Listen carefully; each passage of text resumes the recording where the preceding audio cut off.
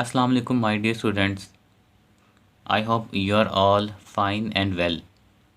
My dear students, आज का जो हमारा लेक्चर है ये है मल्टीपल चॉइस क्वेश्चंस का।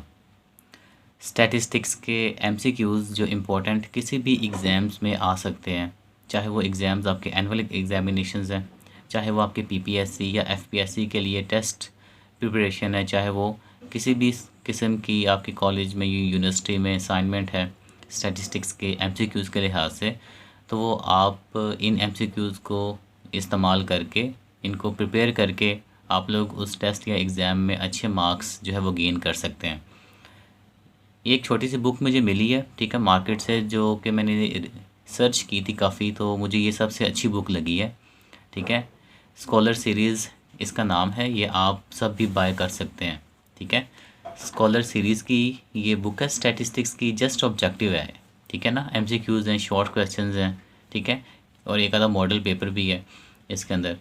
तो ये एमसीक्यूज़ और शॉर्ट क्वेश्चंस के लिए, मतलब ऑब्जेक्टिव के लिए, आपके लिए ये बुक बहुत अच्छी है। ये आपने जो है वो तैयारी के लिए आपने ले लेनी है, अगर बाय करना चाहें तो आप कर सकते हैं। और इसी में से मैं आपको ये एमसीक्यूज़ जो आपके हैं वो करवाऊँगा, ठीक है। चैप्टर वाइज इसमें एमसीक्यूज़ बने हुए हैं, बहुत अच्छे हैं, और मैक्सिमम एमसीक्यूज़ जितने हो सकते हैं ना एक चैप्टर के अंदर, वो सारे के सारे इन्होंने इस बुक में वो सॉर्ट आउट किए हुए हैं, ठीक है। और शॉर्ट क्वेश्चंस भी हैं जो आपके लिए एमसीक्यूज़ की जगह भी आ सकते हैं। बाज़ दफ़ा वो क्वेश्चंस जो हैं वो शॉर्ट क्वेश्चंस होते हैं, एमसीक्यूज़ भी, ठीक है, शॉर्ट ऑब्जेक्टिव भी होते हैं, तो लिहाजा शॉर्ट क्वेश्चंस अलग से हैं, डेफिनेशंस, ठीक है ना, और उसके अलावा एमसीक्यूज़ जो है वो अलग से इन्होंने बनाए हुए हैं। तो यहाँ से मैं आपको ये एमसीक्यूज़ जो है वो पढ़ाऊँगा। तो स्टार्ट करते हैं। वीडियो को अच्छी तरह देखिएगा, इनको समझिएगा, और कोई चीज़ ना समझ आए तो ऑब्वियसली मुझसे पूछिएगा। फर्स्ट वन इसका जो है हमारे पास एमसीक्यू, वो कह रहे हैं कि स्टैटिस्टिक्स क्या है।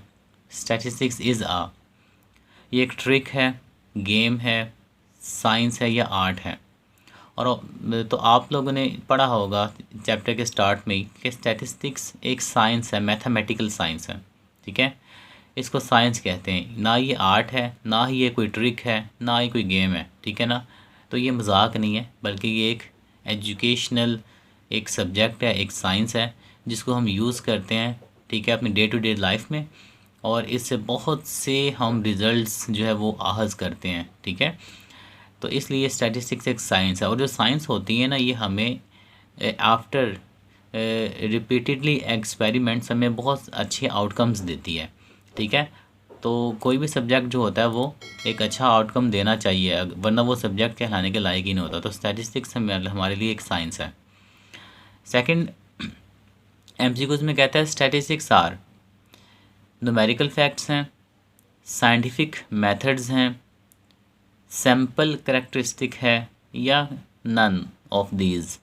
तो हमें पता है कि स्टैटिस्टिक्स जो होता है वो एक मैथमेटिकल साइंस होता है, जो कि न्यूमेरिकल फैक्ट्स को बुनियाद बना के हमें कोई रिज़ल्ट देता है, किसी भी प्रॉब्लम के बारे में कोई सोल्यूशन देता है, ठीक है। कोई साइंटिफिक मेथड इसमें यूज़ करते हैं, न्यूमेरिकल फैक्ट्स के ऊपर हम साइंटिफिक मेथड इस्तेमाल करते हैं। तो ज़्यादा जो क्लोज है ना इन दोनों ऑप्शंस में से, वो न्यूमेरिकल फैक्ट्स है। स्टैटिस्टिक्स को हम वैसे भी नंबर्स कहते हैं, ठीक है।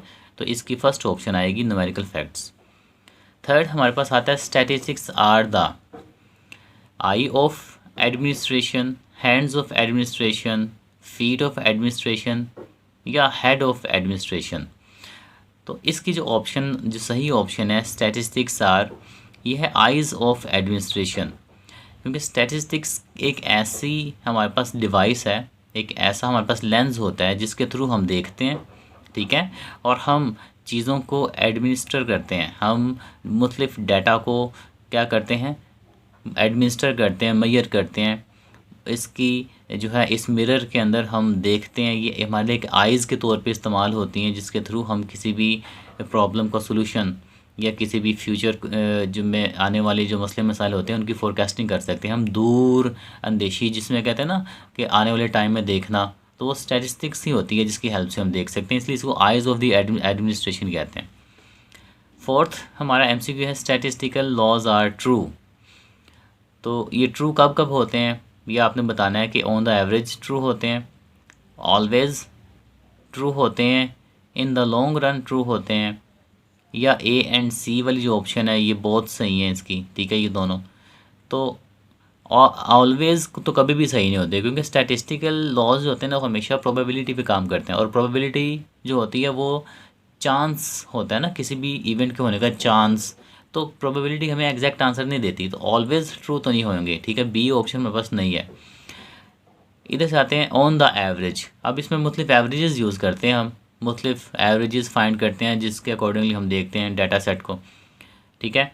तो मुझे ए जो है वो सही लग रहा है, और अगर सी देखें इन द लॉन्ग रन तो मुझे ये भी सही लग रहा है, ठीक है ना, क्योंकि स्टैटिस्टिकली शॉर्ट रन के लिए कभी भी स्टैटिस्टिक्स हम यूज़ नहीं करते, बल्कि लंबे अरसे में आने वाले जो मसले मसाइल होते हैं, जो डिफरेंट पीरियड्स टाइम पीरियड्स के अंदर आने वाली जो प्रॉब्लम्स होती हैं हम उनको डिस्कस करते हैं। तो इन द लॉन्ग रन भी मुझे सही लग रहा है, तो आई थिंक मेरे मेरे लिए जो है ना जो राइट ऑप्शन बन रही है वो डी है, तो जिसमें ए और सी दोनों ऑप्शंस आ जाएंगी। तो स्टैटिस्टिकल लॉज होती हैं वो ट्रू होती हैं, ऑन द एवरेज ट्रू होते हैं, और in the long run true होते हैं, तो इसका हम डी ऑप्शन लगाएंगे। फिफ्थ एमसीक्यू की तरफ चलते हैं। कहता है a group of all members that are researcher would like to study. तो जो रिसर्चर पसंद करता है, ठीक है, जिस चीज़ में तहकीक करना चाह रहा होता है, ठीक है, ए आर रिसर्चर, तो अगर वो उसने एक ग्रुप लिया हुआ ऑल मेंबर्स का, और ग्रुप कहते हैं टोटल तादाद ग्रुप, ठीक है, तो उसमें वो हमारी ऑप्शन कौन सी होगी मिलती जुलती, तो सैम्पल होगी, या पॉपुलेशन होगी, या सबसेट होगी, या कोई भी नहीं होगी। तो सैम्पल भी नहीं है, सैम्पल जो होता है वो टोटल ग्रुप नहीं होता। सबसेट ये भी पॉपुलेशन का एक छोटा हिस्सा होता है, तो हमारे लिए पॉपुलेशन इसमें राइट ऑप्शन है, क्योंकि पॉपुलेशन ही होता है जो टोटल ग्रुप होता है ऑल आइटम्स का या ऑल मेंबर्स का, जो कि स्टडी किया जा रहा होता है। तो इसकी राइट ऑप्शन बी है, पॉपुलेशन। सिक्स्थ एमसीक्यू की तरफ चलते हैं। The total group under discussion, total group under discussion, तो इसकी जो ऑप्शंस है वो अगले पेज पे हैं। तो टोटल ग्रुप अंडर डिस्कशन की अगर हम बात करें तो इसमें हमारे पास जो ऑप्शंस आ रही हैं माय डियर स्टूडेंट्स, वो आ रही हैं 4 ऑप्शंस ये वाली, सैम्पल, पॉपुलेशन, सबसेट और नन। इसका भी पॉपुलेशन आएगा, because total group under discussion जो होता है वो पॉपुलेशन होता है। हमारे पास टोटल किसी भी चीज़ की जो तादाद होती है, ग्रुप होता है जिस पे हम मतलब जिसके बारे में हम कुछ जानना चाह रहे होते हैं, अंडर स्टडीज़ को लेके आते हैं, उस पर तहकीक कर रहे होते हैं, तो हमारे लिए पॉपुलेशन कहलाती है स्टैटिस्टिक्स के अंदर। उसके बाद 7th हमारी एमसीक्यू है part of population. Part of population start से आपको समझ आ रही है, पार्ट ऑफ पॉपुलेशन का एक हिस्सा होता है। To draw inference about the population, जो कि पॉपुलेशन के बारे में ही हमें कोई ना कोई नतीजा हासिल करके दे रही होती है, तो वो हमारे लिए सैम्पल होता है, ठीक है। तो पॉपुलेशन का एक हिस्सा जो होता है वो सैम्पल होता है। 8 एमसीक्यू में कह रहा है representative part of population is called. Population का पार्ट जो पॉपुलेशन को रिप्रेजेंट करे वो भी हमारे लिए सैम्पल होता है। उसके बाद 9th पे चलते हैं। कहता है the purpose of sample is to draw inference about. अभी हमने पढ़ा ऊपर कि part of population which draw inference about the population वो सैम्पल होता है, तो ये भी वही चीज़ है कि the purpose of the sample क्या है जी, to draw inference about population. Population के बारे में कोई चीज़, कोई ड्रॉ, कोई कंक्लूजन निकालना वो हमारे लिए सैम्पल की मदद से होता है, और सैम्पल को यूज़ करते हैं, इसलिए सैम्पल का पर्पज़ हमेशा पॉपुलेशन के बारे में इन्फ्रेंस ड्रॉ करना होता है। 10th एमसीक्यू में देखते हैं। कहते हैं parameters are quantities which are. Parameter ऐसी क्वांटिटी होती हैं जो कि हमेशा फ़िक्स और कांस्टेंट होती हैं, बिकॉज़ इनका ताल्लुक पॉपुलेशन के साथ होता है, और पॉपुलेशन की जो वैल्यूज़ होती हैं, जब एक दफ़ा पॉपुलेशन जब हम गिन लेते हैं एक टोटल ग्रुप की, तो वो फ़िक्स होती है, उसमें चेंज नहीं आती। इसीलिए उनसे, उस पॉपुलेशन से जो पैरामीटर्स हमें मिलते हैं वो भी फ़िक्स और कांस्टेंट होते हैं, तो लिहाजा इसका जो डी ऑप्शन है A and C, fixed and constant. Next हम चलते हैं एमसीक्यू की तरफ। कहते हैं कि statistics is a quantity computed from. Statistic एक ऐसी क्वांटिटी है जो कि कंप्यूट की जाती है, ठीक है, कहाँ से कंप्यूट की जाती है। इसका राइट ऑप्शन है सैम्पल। जब भी हम पॉपुलेशन के अंदर से सैम्पल निकालते हैं तो उस सैम्पल की जब कोई भी एवरेज लेते हैं तो उसको हम स्टैटिस्टिक कहते हैं। ये हमने इसकी डेफिनेशन में भी देखा है, ठीक है, मैंने इसकी शॉर्ट वीडियोस बनाई हुई हैं डेफिनेशन की, सैम्पल, पॉपुलेशन, पैरामीटर, तो वहाँ से भी आप देख सकते हैं। तो स्टैटिस्टिक्स का ताल्लुक हमेशा सैम्पल से होता है और ये कंप्यूट की जाती है सैम्पल से। नेक्स्ट एमसीक्यू में कह रहा है any characteristic of population, any characteristic of population is called. अब पॉपुलेशन के बारे में बात की जा रही है तो पॉपुलेशन की जो करेक्टरिस्टिक होती है उसको हम पैरामीटर कहते हैं, क्योंकि स्टैटिस्टिक का ताल्लुक सैम्पल के साथ होता है। स्टैटिस्टिक्स ये एक होल सब्जेक्ट, एक होल ब्रांच है मैथ्स की, ठीक है, जो कि हम ये पढ़ रहे हैं, जिसके अंदर सारे चैप्टर्स हैं और ये सारा कुछ है। ऑल में इसमें आएगा नहीं, तो ये हमारे लिए पैरामीटर आएगा। फिर अ quantity computed from population is called, again वही चीज़ आ गई है, इज़ कॉल्ड पैरामीटर। ऐसी क्वांटिटी जो कि पॉपुलेशन से कंप्यूट की जाती है तो वो पैरामीटर होती है। नेक्स्ट हमारे पास आता है all samples from a population. एक पॉपुलेशन में से जो जो हम स्टूडेंट सैम्पल ड्रॉ करते हैं ना, वो एक जैसे नहीं होते हैं, ठीक है ना, वो सेम नहीं होते, बिकॉज सैम्पल्स का साइज़ छोटा होता है, पॉपुलेशन का साइज़ बड़ा होता है। जैसे कि मिसाल के तौर पर 100 बंदे हैं, 100 बंदों की एक पॉपुलेशन है, उनमें से हम डिफरेंट सैंपल ले लेते हैं, कोई हाइट वाइज ले लेते हैं, ठीक है, कोई एज वाइज ले लेते हैं, कोई उनकी इनकम वाइज ले लेते हैं। तो जो डिफरेंट सैंपल्स ले रहे हैं वो डिफरेंट है ना, ऑब्वियसली सेम नहीं है। तो ऑल सैंपल्स होते हैं वो आर नॉट आइडेंटिकल, तो इसमें आएगा सी ऑप्शन आपका, नॉट आइडेंटिकल। नेक्स्ट आता है 15 a quantity which varies from individual to individual. Obviously ऐसी हर वो चीज़ जो चेंज होती है, हर क्वांटिटी जो कि अपने अंदर तब्दीली लेके आती है, वेरी करती है एक जगह से दूसरी जगह या एक शख्स से दूसरे शख्स के अंदर टाइम टू टाइम, तो वो हमारे लिए वेरिएबल होता है, ठीक है, वेरीज़ वेरिएबल। देन 16 एमसीक्यू में देखते हैं a variable which is capable of assuming a numerical value. ऐसा वेरिएबल जो कि क्या अपने अंदर सलाहियत रखता हो कि हम उसको कोई न्यूमेरिकल वैल्यू दे सकें।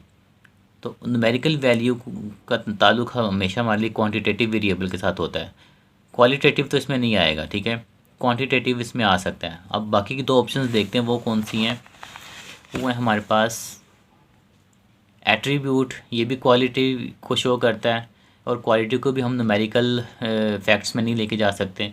और फिर है कैटेगोरिकल, ये भी एट्रीब्यूट का दूसरा नाम है कैटेगोरिकल, तो लिहाजा ये दो भी नहीं होंगे। तो हमारे लिए जो राइट ऑप्शन है वो है क्वांटिटेटिव वेरिएबल, ठीक है, बी ऑप्शन इसका आएगा। न्यूमेरिकल वैल्यू हमेशा एक क्वांटिटेटिव वेरिएबल को ही दे सकते हैं, जैसे कि एज है, ठीक है, एज को हम क्वांटिटी में लिख सकते हैं, एक वेरिएबल है, चेंज होता है लेकिन वो एक क्वांटिटेटिव वेरिएबल है, ठीक है। हाइट हो गया, वेट हो गया किसी चीज़ का, number of members in a family, ये सारे क्वांटिटेटिव वेरिएबल्स होते हैं हमारे लिए। नेक्स्ट चलते हैं 18 पे, कह रहा है कि 17 MCQ a discrete variable is also called. Discrete variable ये ऐसा वेरिएबल होता है स्टूडेंट्स जो कि एक स्पेसिफिक वैल्यू एज्यूम करता है, मतलब ऐसा वेरिएबल जो कि पॉइंट्स में नहीं जाता, जिसको डेसिमल्स में नहीं लिख सकते हम। जब ये चेंज होता है तो एक वैल्यू से दूसरी वैल्यू पे जंप करता है, जैसे 17 से जंप करके 18, ये दोनों स्पेसिफिक वैल्यूज़ हैं। अब 17 और 18 के अंदर कितनी हज़ारों में, इवन के लाखों वैल्यूज़ हैं, अगर पॉइंट्स में चले जाएँ 0.00000007.1 17.1 इस तरह से पता नहीं कितनी वैल्यूज़ आती हैं इन दोनों वैल्यूज़ के दरमियान। लेकिन ये और ये एक ऐसी वैल्यूज़ हैं जो स्पेसिफिक हैं, जो कि डेसिमल्स में नहीं है, ठीक है, जो कि कॉन्टीन्यूस नहीं है। तो ये जो डिस्क्रीट वेरिएबल होता है इसको हम डिसकॉन्टीन्यूस वेरिएबल कहते हैं, इसलिए इसका जो राइट ऑप्शन है वो है बी। नेक्स्ट आ जाएगा the values of discrete variable obtained by. Discrete variable की जो वैल्यूज़ होती हैं हमारे स्टूडेंट्स, वो हमेशा ऑब्टेन की जाती है काउंटिंग से, उनको काउंट किया जा सकता है। अगर जैसे कि मैंने आपको भी एग्जांपल दिए 17 और 18 के दरमियान कितनी वैल्यूज़ होती हैं, तो वो तो काउंट नहीं की जा सकती ना। तो डिस्क्रीट वेरिएबल की वैल्यू हमेशा काउंटिंग से आती है और ये डेसिमल्स में नहीं जाती। जबकि वे मतलब कि पैमाइश करना, मेजर करना, किसी चीज़ का वज़न करना, ठीक है, तो इनकी जो वैल्यूज़ होती हैं वो पॉइंट्स में जाती हैं, कॉन्टीन्यूस होती हैं, इनको हम काउंट नहीं कर सकते, इसलिए इसका राइट ऑप्शन डी है। नेक्स्ट एमसीक्यू में कह रहा है कि the continuous variable is obtained, ठीक है, हाँ जी, कॉन्टीन्यूस वेरिएबल जो होता है ना इसको ऑब्टेन किया जा सकता है वेइंग और मेजरिंग से, तो इसका राइट ऑप्शन सी है हमारे पास। डिस्क्रीट वेरिएबल हमेशा काउंट किया जाता है, जबकि कॉन्टीन्यूस वेरिएबल की मेजरमेंट की जाती है, ठीक है, उसका वज़न किया जाता है। जैसे कि अगर हम कोई बाज़ार से, मार्केट से कोई चीज़ लेके आते हैं, ठीक है, फ़र्ज़ करें कि शुगर लेके आते हैं, तो वो हमें मेजर करके देता है, उसका वज़न उसका जो है वो चेक करता है, ठीक है, और वो एग्जैक्ट नहीं होता। हो सकता है कभी कभी बाई चांस, आजकल वैसे डिजिटल मेजरमेंट्स वो आए हुए हैं स्केल, तो उनसे वो एग्जैक्ट पैमाइश कर देते हैं, बट फिर भी कुछ पॉइंट्स ऊपर नीचे होता है, ठीक है। तो इसीलिए कॉन्टीन्यूस वेरिएबल जो होता है वो हमारे लिए मेजरमेंट से और वेइंग करने से आता है। फिर है नेक्स्ट अमेजरेबल क्वांटिटी, ऐसी क्वांटिटी जिसको मेजर किया जा सके। अभी देखा हमने कॉन्टीन्यूस वेरिएबल को मेजर किया जा सकता है, ठीक है। तो मेजरेबल क्वांटिटी इनमें से कौन सी आएगी? फिर ऑब्वियसली कॉन्टीन्यूस वेरिएबल आएगी। मेजरेबल क्वांटिटी हमेशा कॉन्टीन्यूस होती है। फिर है number of flowers on a tree. अब किसी भी ट्री के ऊपर जो फूलों की तादाद होती है उनको हम काउंट कर सकते हैं, ठीक है। जब हमको काउंट कर सकेंगे तो इसका मतलब क्या होगा? वो हमारे पास डिस्क्रीट वेरिएबल होगा, ठीक है। कब हम ये तो नहीं कह सकते ना कि एक ट्री के ऊपर 5.2 फ्लावर्स हैं, ऐसा नहीं कहेंगे तो वो कॉन्टीन्यूस नहीं होगा, ठीक है। क्वालिटेटिव वेरिएबल भी नहीं कह सकते और ऑल तो है ही नहीं, लिहाजा ये हमारे पास डिस्क्रीट वेरिएबल इसका आंसर होगा। नेक्स्ट हम आते हैं हाइट ऑफ अ प्लांट। एक प्लांट की हाइट या किसी बच्चे की हाइट, किसी बॉय की, गर्ल की हाइट, किसी किस्म की भी हाइट वो जो होती है वो मेजर की जाती है, कॉन्टीन्यूसली चेंज होती है, ठीक है। और चूंकि वो एक न्यूमेरिकल वैल्यू में लिख सकते हैं, जैसे कि किसी की अगर मैं हाइट लिखूं तो वो हम लिख सकते हैं 4.5 इंचज़, ठीक है, या 4 फुट 5 इंचज़। तो ये एक डैश फीट के लिए यूज़ होती है, डबल डैशेज़ आगे इंचज़ के लिए यूज़ होती है। 4.5 फीट अगर किसी बॉय की या गर्ल की हाइट है तो एक तो ये क्वांटिटी के अंदर है, न्यूमेरिकल वैल्यू के अंदर है, उस लिहाज से क्वांटिटेटिव भी है। चूँकि ये कॉन्टीन्यूसली चेंज होती है, पॉइंट्स में जाती है, तो उस लिहाज से कॉन्टीन्यूस भी है। तो इसका जो आंसर आएगा ठीक वो आएगा सी, ए एंड बी, कॉन्टीन्यूस भी है और क्वांटिटेटिव भी है। फिर वेट ऑफ ग्रेन्स, जो गंदम होती है या ग्रेन्स होते हैं अजनास, उनकी जो अगर वज़न किया जाए तो उनका वज़न एक तो न्यूमेरिकल लिख सकते हैं केजीज़ में, या ठीक है ना किलोग्राम्स में, ठीक है, या ग्राम्स में। तो दूसरा वो कॉन्टीन्यूस भी होता है, वो पॉइंट्स में, डेसिमल्स में जा सकता है। तो लिहाजा इसके लिए भी हमारे पास ए एंड बी आएगा। किसी भी इंसान का वज़न हो गया या किसी भी चीज़ का वज़न हो गया तो वेट के लिए हम हमेशा क्वांटिटेटिव और कॉन्टीन्यूस वेरिएबल यूज़ करते हैं। फिर number of students in a class, अब ये काउंट किया जा सकता है नंबर ऑफ़ स्टूडेंट्स, ठीक है। तो ये डिस्क्रीट होगा और क्वांटिटेटिव भी होगा, क्योंकि 10 एक वैल्यू है तो क्वांटिटी ऐसा वेरिएबल जो क्वांटिटेटिव होता है उसको न्यूमेरिकल वैल्यू दी जा सकती है ना। तो अगर 10 स्टूडेंट्स है तो 10 क्वांटिटी भी और डिस्क्रीट भी और काउंटेबल भी है, तो लिहाजा ये A and B, quantitative and discrete. Atmospheric pressure जो होता है ये हमारे पास कॉन्टीन्यूस होता है और क्वांटिटेटिव भी होता है, इसकी भी हम मेजरमेंट कर सकते हैं, इसलिए कॉन्टीन्यूस है, और इसको न्यूमेरिकल वैल्यू दे सकते हैं, इसलिए ये क्वांटिटेटिव है। नेक्स्ट नंबर ऑफ़ प्लांट्स पर प्लॉट, ये भी क्वांटिटेटिव एंड डिस्क्रीट है। Number of insects in a unit area, insects जो होते हैं इनकी तादाद अगर हम देखना चाहें नंबर ऑफ़ इंसेक्ट्स की, तो वो हमारे पास ऑब्वियसली काउंट कर सकते हैं हम, ठीक है। क्योंकि कीड़े मकोड़े जो होते हैं ये मुकम्मल हालत में होते हैं और ये आधे टूटे फूटे डेसिमल्स में नहीं होते, लिहाजा इनको काउंट भी किया जा सकता है। ये डिस्क्रीट होते हैं और क्वांटिटेटिव होते हैं, इसलिए ये भी ए एंड बी आएगा इसका। नेक्स्ट हमारे पास है 18 कि a quantitative variable is also called, sorry, a qualitative variable is also called. अच्छा, क्वालिटी को रिप्रेजेंट करता है। क्वालिटीज़ अब बहुत सी होती हैं, ऑनेस्टी एक क्वालिटी है, लेवल ऑफ सेटिस्फैक्शन एक क्वालिटी है, ठीक है, आई कलर, ठीक है, gender, sex of a person, ये सारी क्वालिटीज़ होती हैं। तो क्वालिटेटिव वेरिएबल के अंदर हमारे पास जो इसके डिफरेंट नेम्स हैं वो कैटेगोरिकल भी कहते हैं इसको और एट्रीब्यूट भी कहते हैं। तो इसका राइट ऑप्शन है सी, ए एंड बी। नेक्स्ट है जी सेक्स ऑफ अ पर्सन। अब ये आपको बताया था कि सेक्स का मतलब है जेंडर, कि एक शख्स है अगर उसका जेंडर मेल है या उसका जेंडर फीमेल है या कोई और जेंडर है, तो वो हमारे लिए जो वेरिएबल होता है इसको हम नाम देते हैं कैटेगोरिकल का या एट्रीब्यूट का या क्वालिटेटिव वेरिएबल का, ठीक है। तो इसका यहाँ पे आएगा ए एंड सी, बिकॉज इनकी हम न्यूमेरिकल वैल्यू कोई नहीं दे सकते, हम जो मेल है उनको मेल ही कहेंगे, ठीक है। हाँ, खुद से अज्यूम करने के लिए हम उनको जो मुझे नंबर दे दें, बट वो उन पे सही फिट नहीं आएंगे। तो अगर एक ग्रुप ऑफ पीपल है तो उसके अंदर अगर हम उनको क्वालिटेटिव वेरिएबल वाइज अगर हम उनको डिस्ट्रीब्यूट कर दें, उनकी कैटेगराइज कर दें, तो वो मेल्स को अलग कर देंगे, फीमेल्स को अलग कर देंगे, तो जेंडर वाइज उनकी हम कैटेगोरिकल जो है ना वो डिवीजन करेंगे। इसलिए एट्रीब्यूट को हम क्वालिटी को सेक्स एक एट्रीब्यूट है। नेक्स्ट आएगा लेवल ऑफ सेटिस्फैक्शन। ये भी अभी आपको बताया था, इसका ताल्लुक हमारी माइंड फीलिंग्स के साथ है। ठीक है, लेवल ऑफ सेटिस्फैक्शन है जो, अब सेटिस्फैक्शन भी हमारे पास एक एट्रीब्यूट होता है, इसको हम क्वालिटेटिव वेरिएबल भी कहते हैं। ठीक है, तो लिहाजा इसका बी एंड सी आएगा, क्वालिटेटिव एंड एट्रीब्यूट। नेक्स्ट है smoking habits of a residents. ठीक है, इन एन एरिया आर। अब स्मोकिंग हैबिट्स का ताल्लुक भी, अब हैबिट जितनी भी होती हैं हमारे पास, चाहे वो गुड है चाहे वो बैड है, वो हमारे पास एट्रीब्यूट होती हैं और क्वालिटेटिव होती हैं। फिर है when statistics applied in economics. जब भी हम इकोनॉमिक्स के अंदर स्टैटिस्टिक्स को यूज़ करते हैं तो वो हमारे पास बन जाती है, इन दोनों को मिला के एक इकोनॉमिक्स में सब्जेक्ट होता है जिसको इकोनोमेट्रिक्स कहते हैं। ठीक है, इकोनॉमी तो होती है किसी मुल्क की मईशत, इकोनो, ठीक है ना, ये जस्ट एक शॉर्ट फॉर्म है इकोनॉमिक्स का, और ये इकोनोस, ठीक है, ये भी नहीं है, तो लिहाजा इकोनोमेट्रिक्स, मैट्रिक्स मीन्स के मेजरमेंट, ठीक है, of economy with the help of statistics, तो इसका हमारे पास बी ऑप्शन आएगा। When statistics applied in biological science it is called biometry. ठीक है, क्योंकि बायोलॉजी एक डिफरेंट सब्जेक्ट है, bio is the short form of biology, ठीक है, and BIOS is an another term, but यहाँ पे हमारे पास बायोमेट्री आएगा इसका एग्जैक्ट आंसर। ठीक है, नेक्स्ट हमारे पास आएगा मीन ऑफ रैंडम एरर। हमेशा आपने याद रखना कि रैंडम एरर का जो मीन होता है वो हमेशा ज़ीरो होता है। अरिथमेटिक मीन जब फाइंड करते हैं ना आप किसी भी रैंडम एरर का, तो उसका अरिथमेटिक मीन हमेशा ज़ीरो निकलता है। देन 35 MCQ है, a technique in statistics helps introducing new varieties.